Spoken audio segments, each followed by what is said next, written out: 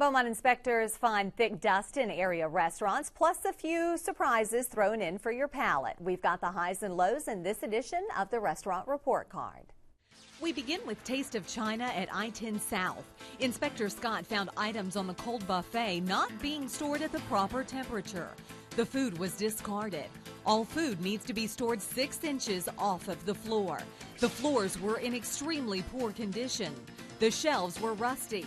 The vent hood was not clean, and the ceiling vents are dusty and in need of cleaning. Inspectors also found a live cockroach in the hand sink. Mouse droppings were found in the storage room along with a chew hole in the wall. The dishwasher had no cleaner in it, and the water was not hot enough to sanitize the dishes. Taste of China gets a 78.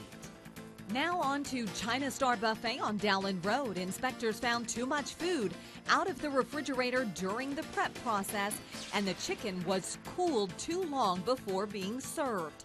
One hand sink and one prep sink didn't have cold water, and the water supply didn't have adequate water pressure.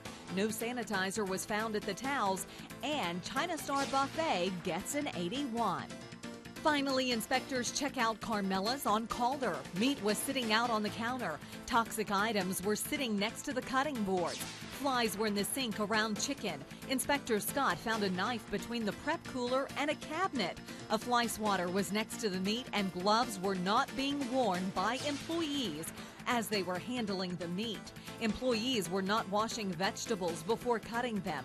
The vent hood was not clean, and some filters were damaged, and the bottom of the cooler was not clean. A roach was seen in the employee restroom, and there were no towels for washing. Carmela's gets an 85.